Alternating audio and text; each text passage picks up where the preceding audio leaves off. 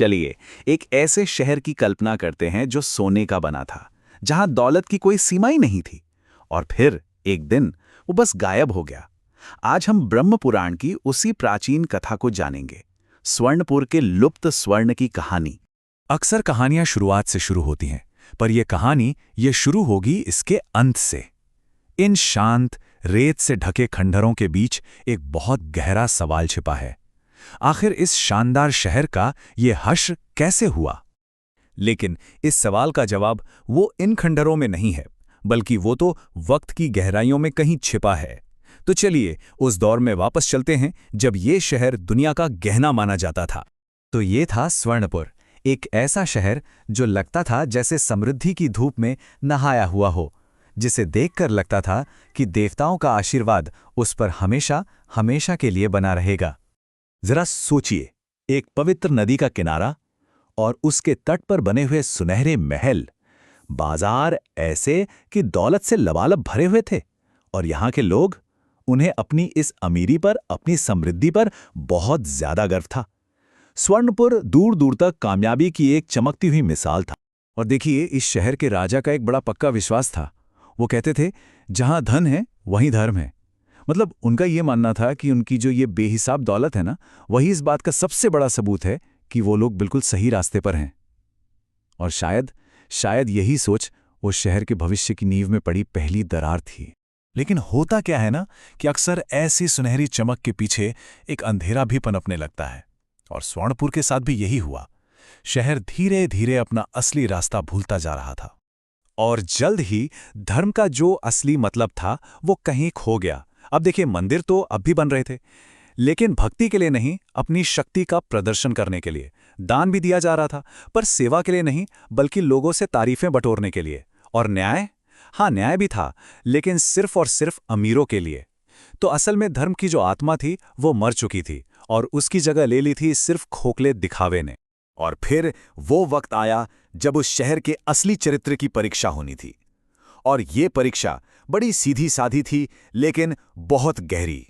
एक दिन हुआ ये कि एक ऋषि घूमते घूमते उस शहर में पहुंचे। उन्होंने ज्यादा कुछ नहीं मांगा, बस मुट्ठी भर अनाज। लेकिन वो शहर जो सोने का बना था, जो घमंड में चूर था, वहां उनकी इस छोटी सी विनम्र सी विनती का हर किसी ने तिरस्कार किया।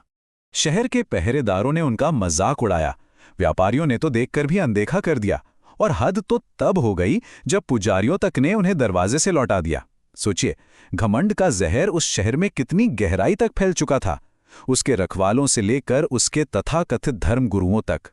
बस उसी पल वो ऋषि समझ गए। उन्होंने बस एक शांत नजर से शहर को देखा और कहा, जब ब्रह्मा अपनी दृष्टि हटा लेते हैं तो सोना भी धूल में बदल जाता है। उन्हें पता चल गया था कि शहर का भाग्य अब तय हो चुका है। इस नाकामी का, इस घमंड का नतीजा कोई जंग या कोई बड़ी लड़ाई नहीं थी। नहीं, बिल्कुल नहीं। नतीजा कुछ और ही था, कुछ ज्यादा बुनियादी। उसी रात उस पवित्र नदी ने अपना रास्ता बदल लिया, और जब सुबह हुई तो स्वर्णपुर खामोश था।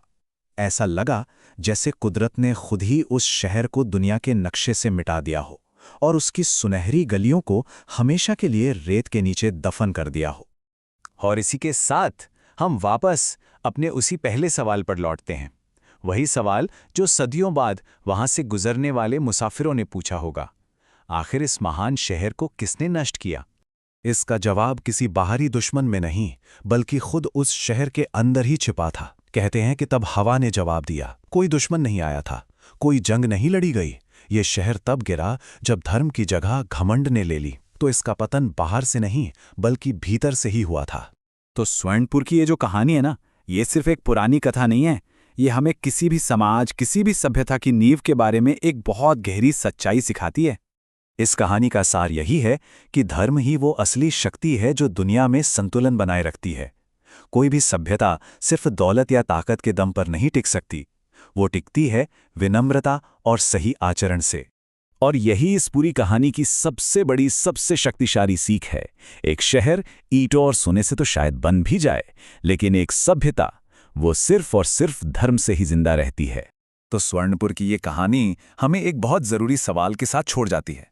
आज हमारी अपनी सभ्यता की सच्ची नींव क्या है? इस पर आपके क्या विचार हैं? हमें नीचे कमेंट्स में जरूर बताइएगा।